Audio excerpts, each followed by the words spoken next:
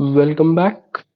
Uh, in this lecture, we are going to see what what Rawls wrote in his book A Theory of Justice. In the last lecture, we understood what were the features of his theory of justice, on what principle it is based on. That it is a theory of distributive justice. It is based on reflexive equilibrium. It is based on idea of social contract, right? And it is based on foundational principle of his theory of justice is human dignity. This much we saw, that Rawls' A Theory of Justice is based on all this principle. What his theory of justice is, what his theory of justice is, we are going to understand in this lecture, right? We are going to understand the social contract of Rawls. We are going to understand social contract of Rawls. Rawls, in his theory of justice, in his book A Theory of Justice, gave his social contract only, and we are going to understand his social contract. What is the purpose of his book A Theory of Justice, or what is the purpose of his social contract? Right? What is the purpose of his social contract? He wanted he wanted to establish a well-ordered society. He wanted to establish a well-ordered society in which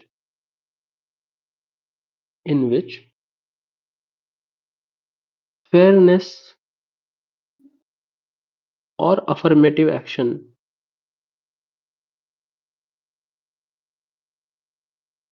appears just. Right? What is the purpose of his social contract? To make affirmative action appear just. Right? To create a society which has affirmative action and just as well. So, like every other social contract scholar, you will find him giving analysis of human nature first. Human nature according to Rawls. Human nature according to Rawls is Kantian. It is Kantian. How Kantian individuals are? They are moral individuals. They understand principle of human dignity. They understand they understand justice. They have sense of justice. They have intuition of justice. Right? They are Kantian individual. They are not Hobbesian individuals.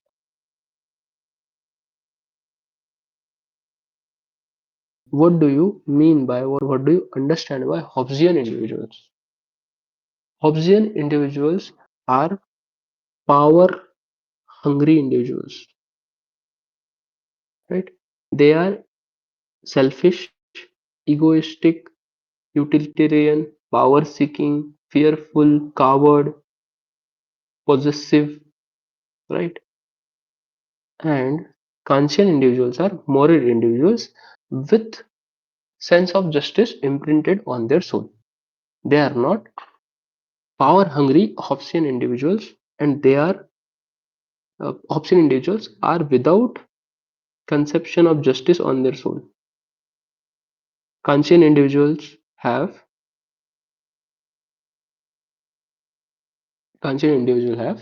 a sense of justice to them, right? His human nature is Kantian, it is not Hobbesian. The second thing that a social context scholar will talk about, state of nature.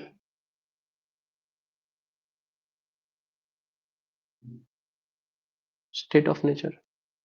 Now, what is state of nature? What is state of nature in political science?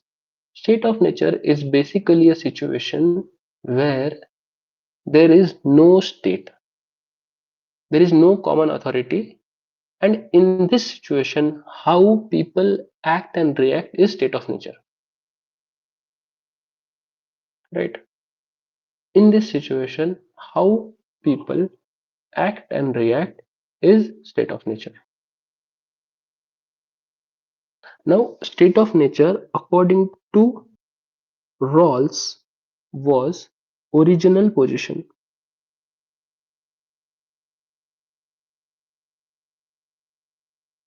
Original position. We are going to understand original position in quite a more detail, right? What is original position? We have to understand in quite a more detail. But for now, original position is just situation of people before getting into contract. Just before getting into contract, just before getting into contract, it is original position. Without contract, it is original position, right? Original position is a situation like state of nature, a situation without contract, a situation without common authority, right? What is original position? Situation of people just before getting into contract, right? And Rawls says that head of families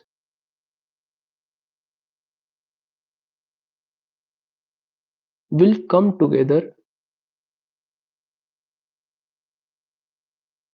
to negotiate rationally. This is process of contract. This is process of contract, right? I will repeat this concept one more time so that you are able to understand it more. Original position is basically state of nature. It is a situation which in which there is no contract. It is a situation of people before getting into contract. To get out of original position, head of families will come together to negotiate rationally. Head of family will come together to negotiate rationally. I will explain I will explain one more concept, wheel of ignorance. After that, I will give another definition of original position. Original position for now, it is enough to understand that it is a situation of people before getting into contract. It is a kind of state of nature. That is original position. The next concept is wheel of ignorance. Wheel of ignorance. What is wheel of ignorance? What is wheel?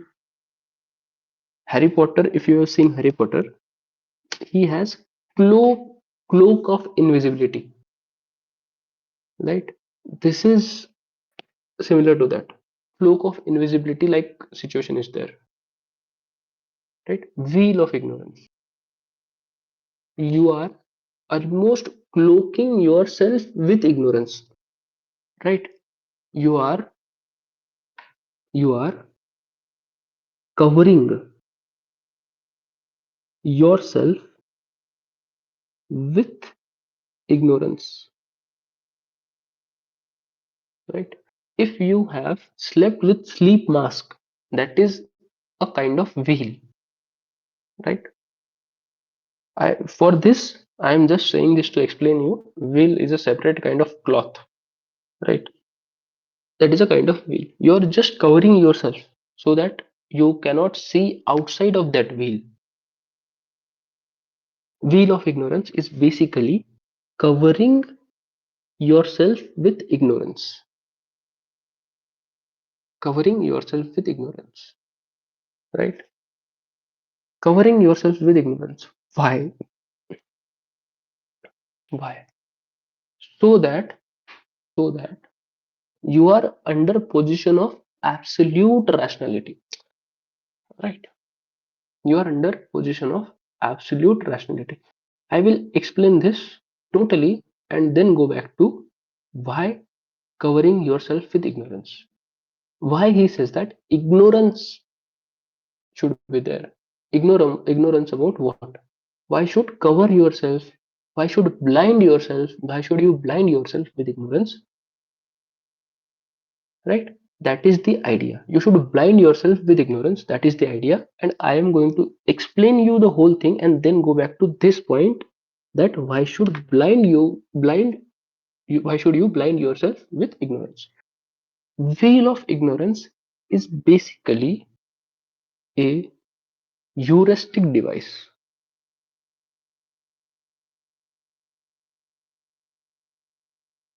What is a heuristic device? Heuristics is basically a system of analysis, system of thinking. Heuristic is basically thought experiment.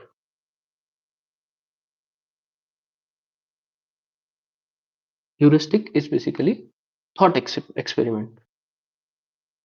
What kind of thought experiment is wheel of ignorance? Wheel of ignorance is basically a thought experiment. It is a heuristic device which asks you to cover yourself with ignorance. Why should you cover yourself with ignorance?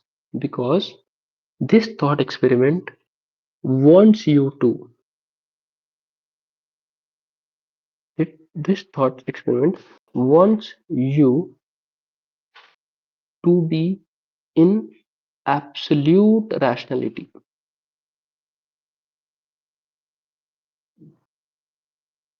This thought experiment wants you to be absolute rationality. Why does it want you to be in absolute rationality? Because it wants rational negotiators without any socio-economic abstractions. Right? I will explain it slowly one more time. We'll go through the whole thing again. Veil of ignorance. What is veil of ignorance? It is basically covering yourself with ignorance. What is it? It is basically a thought experiment which wants you to be in absolute rationality. Why absolute rationality? Because it wants rational negotiators without any socio-economic abstraction, so that they are unbiased.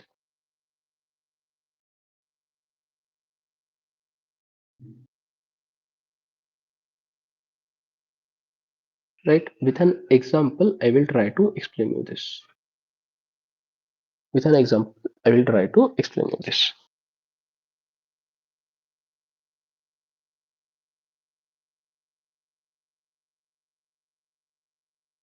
So that they are unbiased. What does this mean? Right? What does this mean? This means that number one, they don't know anything about themselves. They don't know anything about themselves. Number one,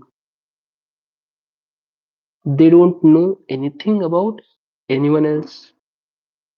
Number two, right? But they have some idea of economy, of human psychology, and how society operates. They don't know about themselves, they don't know about anyone else, but they know something about economy, psychology, and how society operates. Extremely basic idea, right? And why such thought experiment? Why going behind wheel of ignorance is needed, right? Why going behind wheel of ignorance is needed? A very simple idea is there, right? A very simple idea is there. Covering yourself with ignorance, right? I will take a situation, right? I will make a round table.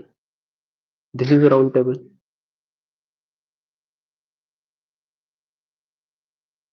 One guy is Muslim from Rajasthan, upper class. One guy is Hindu from UP, lower class, economically lower class, or EWS. Then other guy is Christian from Tamil Nadu, middle class. Third person is tribal tribal from northeast, let's say Arunachal Pradesh, and he is upper middle class. You ask these four person to to arrive on a public policy which is helpful to all of Indians, right? I have covered nearly all of the India, north, south, center, and northeast. You from these four people, can you expect a policy which will be applied to all of India? You just cannot. Why? Because their socio-economic abstractions are there. What is socio-economic abstractions? These are socio-economic abstraction, that their religion, their region, and their class. Religion, region, caste are their socio-economic abstractions. In words of Foucault, these people are discourses of these socio-economic abstractions. So their thinking is limited within the these three parameters: religion, region, and class. If I say to these four people that leave your religion and caste before coming to this round table, right? Before coming to this round table, in which situation do you think better policy can be made? One in which they have their socio-economic abstractions of being Hindu from UP, or lower caste, lower class, or identities. Without such identities, they will be better policy makers without such identities. This is the idea of wheel of ignorance, right?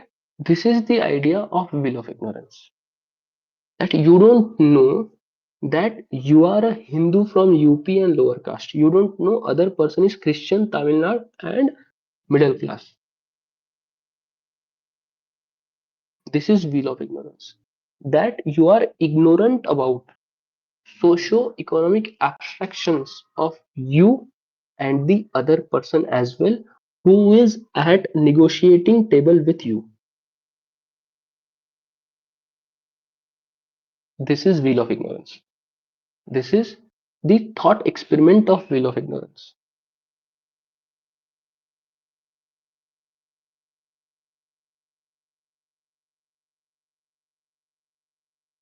But according to Rawls, what people behind wheel of ignorance will know, they will have some idea of economy, they will have some idea of human psychology, they will have some idea of how society operates. This is the idea of wheel of ignorance, that you are you are blinded of your own socio-economic abstractions. You don't know anything about yourself and the other person who is at negotiating table with you. That is the idea of wheel of ignorance. That is the idea of, or this is right, this is not a bad idea, this is a good idea, that you are ignoring your own socio-economic abstractions to come to arrive at a better policy. This is the idea of wheel of ignorance, where you don't know your socio-economic abstractions, but you have some idea of economy, psychology, and how society operates. This was the second principle of wheel of ignorance, right? And people behind wheel of ignorance are in original position. Are in original position. You can write this. People behind wheel of ignorance are in original position. Original position is a state of nature, a situation of people before getting into contract, situation of people into before getting into contract. How we expect people to get into contract behind wheel of ignorance. So just behind wheel of ignorance, you are in original position, you are in a state of nature, and you are most rational there, and you will form the best policy. So wheel of ignorance is basically covering yourself with ignorance so that you will you will you will arrive at better policy with fellow rational negotiators. That is the idea of wheel of ignorance. We will move to the next idea of Rawls. We will move to the next idea of Rawls, which is maxi-min principle.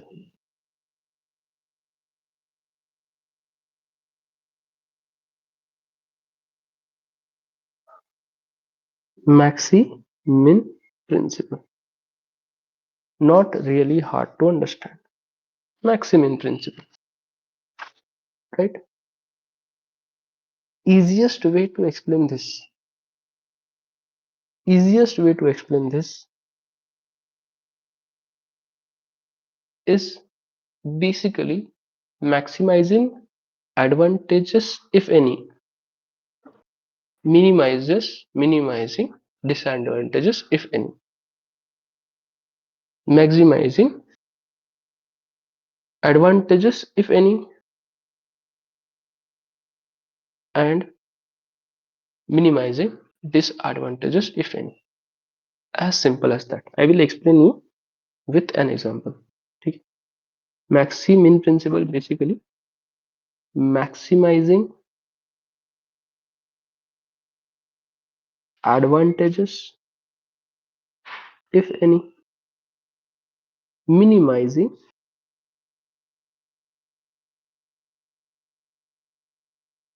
disadvantages, if any. Right? Maximizing advantages, if any. This means opting for best case scenario. Opting for best case. Minimizing disadvantages, if any, means avoiding worst case. What does this mean? What does this mean? Very simply, in simplest of words, as Rawls explained this, I am going to explain in that way only. He gives a case study of cake. Right? He gives a case study of cake. Right? If you have information that you will get the last piece, then how will you cut the cake? You will cut the cake so that you will get the biggest of pie. Right? You will cut the cake like this, and you get nearly 33% of the pie.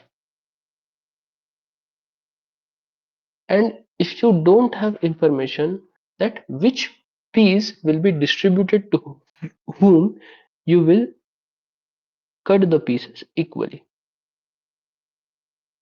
right? If you know you have advantages, you are maximizing those. And if you know if you have disadvantages, you are settling for the equal treatment,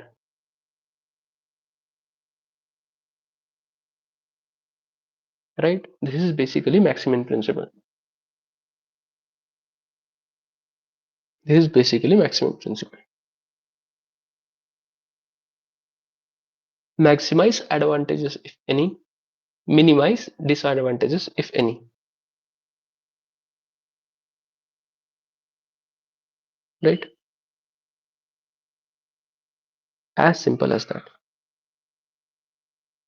If you have info that you will get the last piece, you will get the biggest piece to yourself. If you don't have in that info that which piece will be distributed to whom, you will you will cut the cake in equal size, in equal pieces. That is the idea of it. Maximum principle, as simple as that.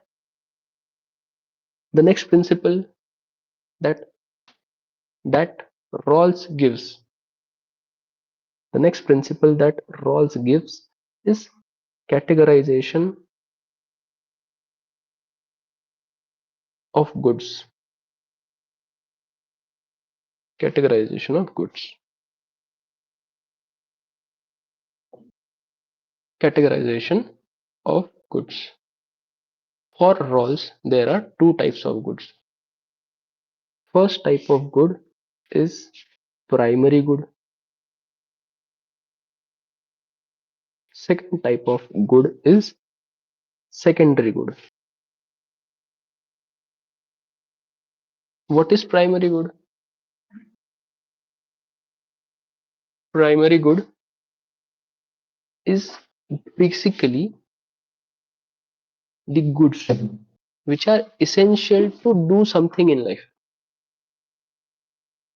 which are extremely essential to do something in life, right? Like rights,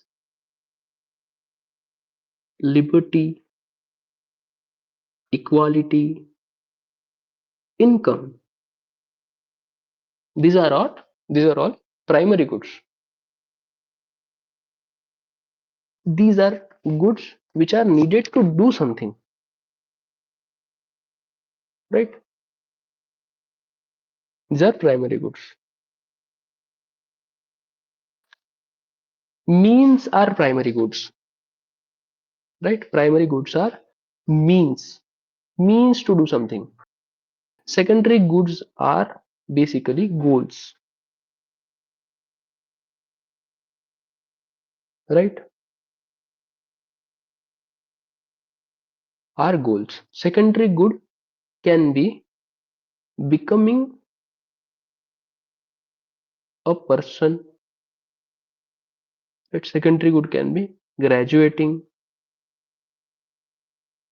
Secondary good can be secondary good of most of the UPSC aspirants is IAS. Is IAS the primary goal? No. Secondary good is life goals.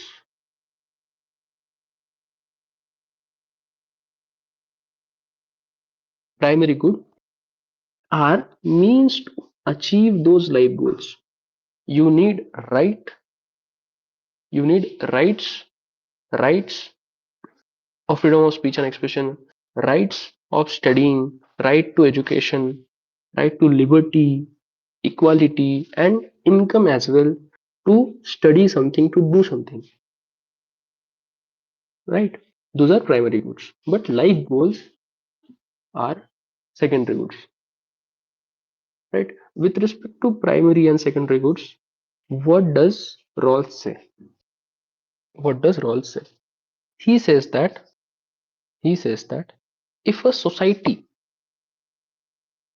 if a society distributes primary good and not secondary good, for such society right is prior to good. I will explain what does this mean.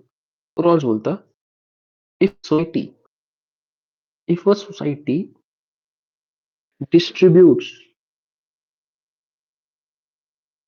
primary goods, that is means to achieve secondary goods. that is means to achieve secondary goods, then if society distributes primary goods and not secondary goods, for such society, right is prior to good.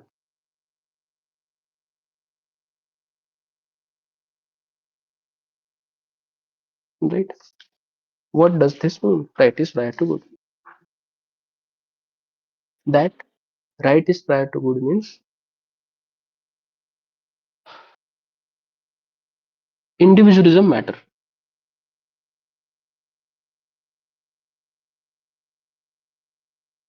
Your right to do something, your right to do something is more than whatever the good society expects you to do for it.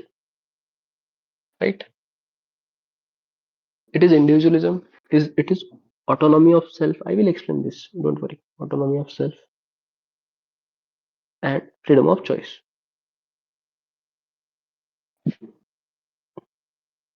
Right is prior to good. Right can be seen in two directions. Right or wrong, or right as in freedom of speech and expression. Right is right as in right to do something. Right? In this situation, both are there. Right? And you have to be very conscious of the fact that what right I am using. Right is prior to good. Good good is of society. Right? Good is of society. Your right to do something, it is prior to good of society. Right? If if society thinks that you should do something because it is good for society, then that for that society good is prior to right. Right? You must have studied utilitarianism of Bentham, whereby he says greatest happiness of greatest number. Public policy should be such that it should lead to greatest happiness of greatest number. So this public policy is prioritizing good is prior to right. In greatest happiness of greatest number, your individualism, your autonomy of self, your freedom of choice is not there. If a society for which GHGN is principle, and and you are doing such a thing which is not adding to greatest happiness, then such behavior is not warranted. Such behavior is not accepted by the society. Right is prior to good, good is prior to right. My right to do something takes priority over good of the society. My right to do something takes priority over good of the society.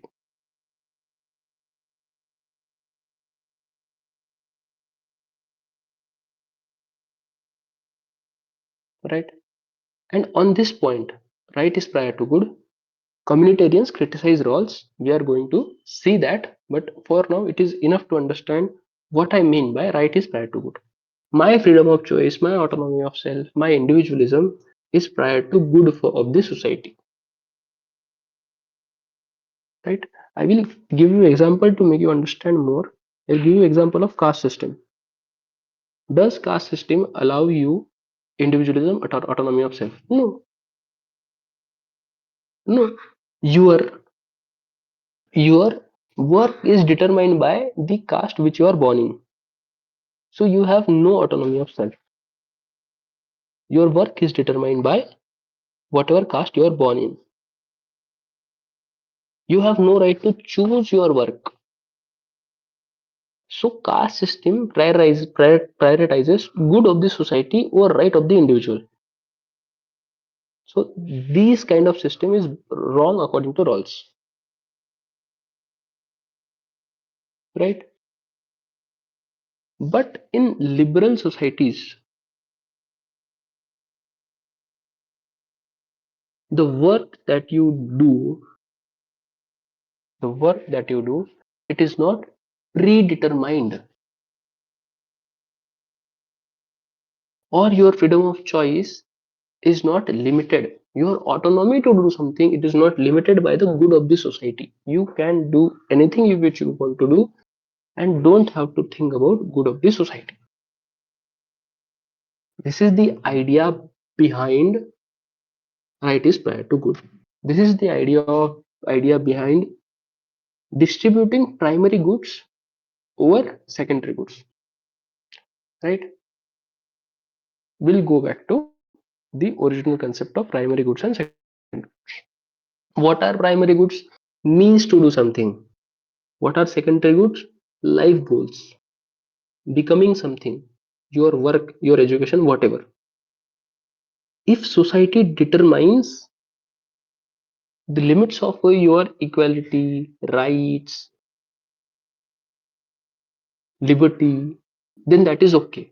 How society distributes you the means to become something, it is fine, but not the life goals. Society cannot say you to that you cannot become an IAS officer because your caste is this, your religion is this, right? So a society which distributes primary goods and not secondary goods, for such society, right is prior to good. That you are only distributing equality, liberty, rights, not not not decisions are not made for you. You are allowed to take your own decisions. For such societies, right is prior to good. Right? So this was his his concept of primary goods, secondary goods, and this was his concept of right is prior to good. This point that right is prior to good is going to be criticized by communitarians, which we are going to see that as well. But for now, it is enough to understand. Rawls said that if a society distributes primary goods and not secondary goods, then for such societies, right is prior to good, and such societies are liberal societies, and such societies respects your freedom of choice, your autonomy of self. Right, right. So, so what what is going to be the outcome of contract we are studying, right? Contract we are studying.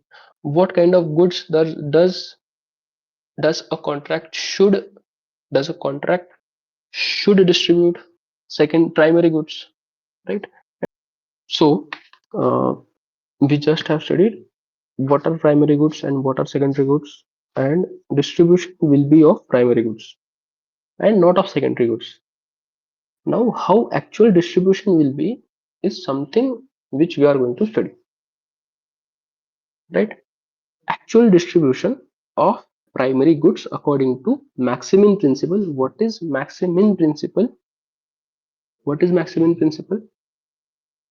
Maximizing advantages if any, minimizing disadvantages if any, right?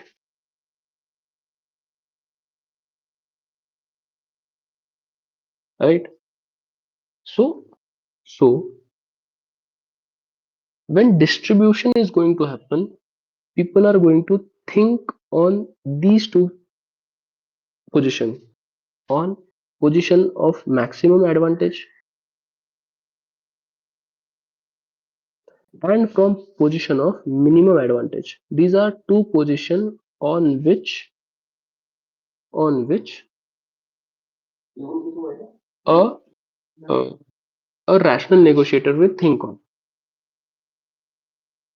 A position of maximum advantage and position of minimum advantage, right? When people will think on maximum advantage, right, from position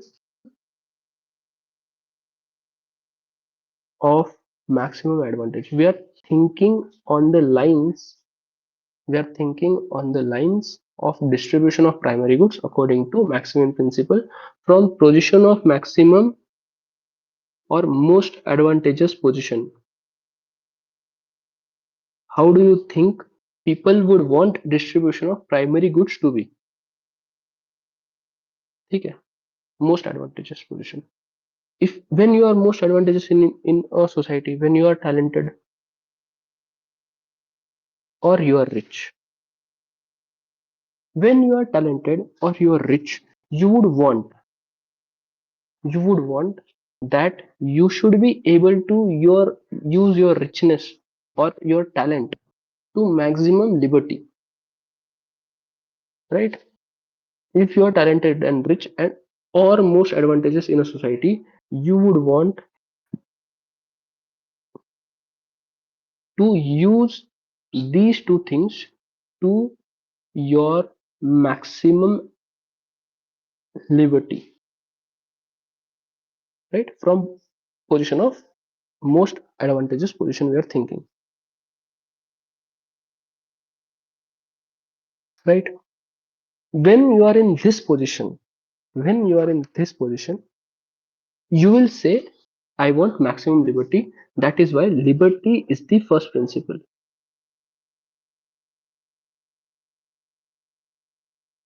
Liberty is the first principle. What is first principle? Liberty. Then people will think from minimum or least advantage, right? Who are the least advantage in a society? Who are talentless, or poor. The people who are talentless or poor will will prefer maximum equality or social security or dignity, right? When you are least advantage, you want equality. So equality is second principle, right? So people will think that,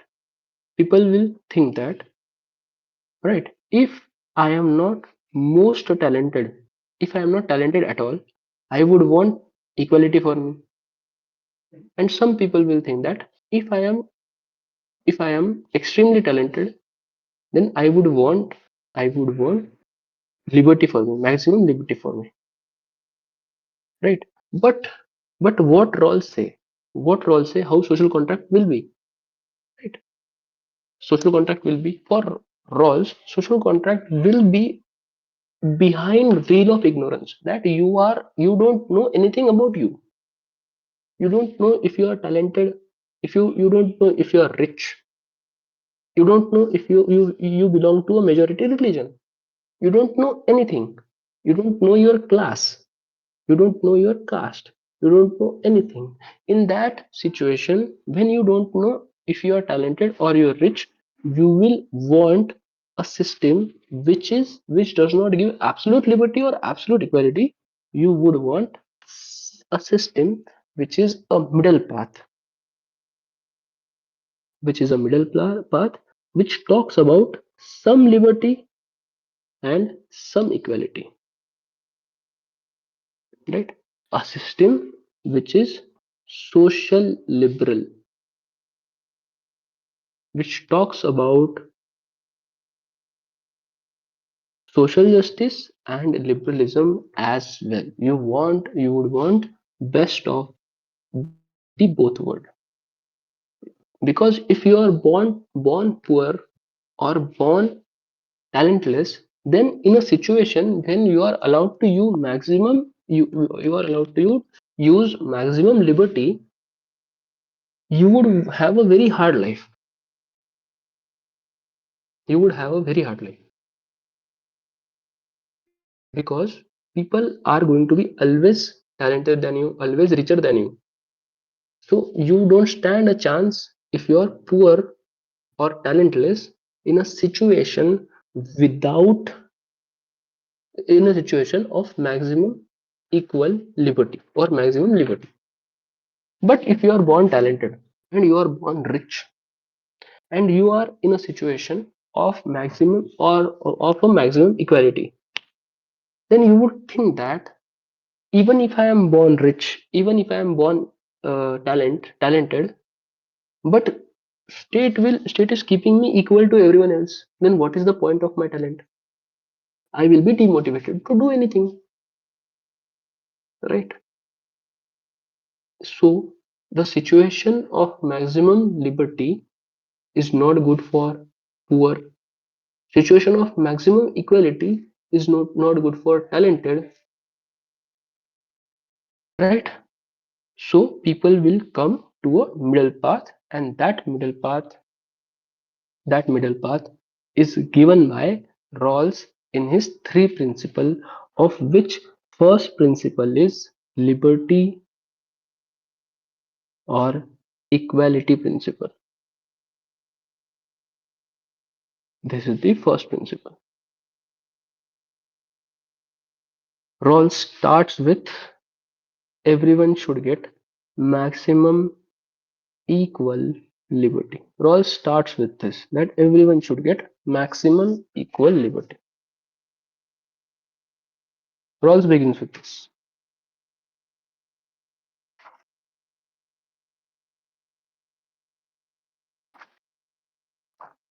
Maximum equal liberty. In maximum equal liberty, right? In maximum equal liberty, inequality will emerge. Inequality will emerge because it is a natural law, right? In maximum equal liberty, inequality will emerge. Why inequality will emerge? Because according to Rawls, some people are naturally more talented than others and they will get ahead. Some people are more entrepreneurial than others, then they will get ahead, right? So inequality emerges because we are giving maximum equal liberty to all. When we give maximum equal liberty to all, inequality will emerge. But according to Rawls, this inequality is not bad. It is just that we have to make appear this inequality just. When we justify this inequality, then that inequality is fine. To justify this inequality, he gives his second principle, difference principle. He gives difference principle. Now, difference principle have two components: equality of opportunity, and second principle is greatest advantages of least advantage. Greatest advantage to least advantaged. Greatest advantage to least advantaged. Difference principle. The first principle is equality of opportunity. What is equality of opportunity? That we should give equal opportunity to everyone to explore their talents. That we should give equal opportunity to everyone to explore their talents, right? And the Gala principle that is is that he says that his difference principle is the best kind of system because it is the best way to help poor and disadvantaged. It basically his principle of distribution basically leads to greatest advantage to least advantaged, right? Greatest advantage to least advantaged. It is basically, he basically says that society is in form of chains. Even if one of the chains is weak, the whole society will collapse. So we have to take care of, we have to take care of the greatest, we have to take care of the least advantage. We have to make a social policy which gives greatest advantage to least advantage, and this principle is dignity principle, right? If you have studied Gandhi's talisman, right? If you have studied Gandhi's talisman, what he says, I will give you a talisman which says that if you are going to do something, if you are going to do something, remember the face of the most poor, the most decrepit person that you have seen, and analyze your action on the basis that what your action is going to how your action is going to affect that person, right? Do such things which keeps in mind the least advantage. Do such things which gives greatest advantage to least advantage. Do such things which upholds in dignity of the least advantage, right? And the last concept that Rawls gives is of lexical order. Rawls gives order of three principles. First principle is maximum equal liberty. For him, liberty is the most important principle. Then equality of opportunity is important. Then greatest advantage of least advantage is important. In making public policy, one should keep liberty at priority, then equality of opportunity at priority, and then greatest advantage to least advantage after that. This is the this is the lexical order. Most important is liberty, then equality of opportunity, then greatest advantage to least advantage. Right? Liberty is the first principle. Second principle is equality of opportunity. Then Gala. Okay. This is this is the this is his theory of justice. Right? Now you will analyze this theory of justice from two direction. One direction is from the direction of the most talented, the rich, right? Why rich will agree to this contract? Why rich will agree, right? While first, why rich will agree? Because rich are also moral individuals. They have they have uh, intuition of justice imprinted on their soul, and they know that even if they are rich, even if they are rich, it can be a matter of luck. Then they have to understand that society goes beyond thinking that society is about exploring talents, but society is goes exploring talents. Society is sharing benefits and burden both. And why rich will agree? Because weakest link is as important as strongest. Weakest link is as important as strongest.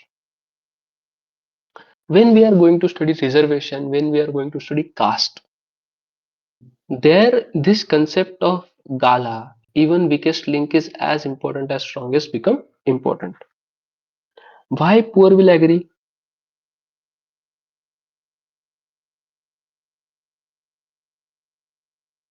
Why poor will agree? Because under this wheel of ignorance, they will think that I don't have much money. I'm not talented. At least I will need a dignified life. For dignified life, the system of the system that is given by Rawls, the difference principle, is a good choice, right? So this was Rawls' idea of this was Rawls' idea of social contract. This was his theory of justice, and this were all the principles that he gave. I hope this was helpful. I one just one or two things are remaining. Like criticism is remaining from my side, but criticism we are going to understand as a full-fledged topic when we are going to understand communitarianism. When we are going to understand full-fledged feminist critique of Rawlsian theory of justice, right? So criticism is going to be done there. I hope this was helpful. He was criticized by all. He was criticized by libertarians, communitarians, feminists, Marxists, liberals. Everyone he was criticized by. We are going to understand criticism one by one, but this was Rawls' theory of justice. I hope you understood this. I will see you from the next lecture. Thank you.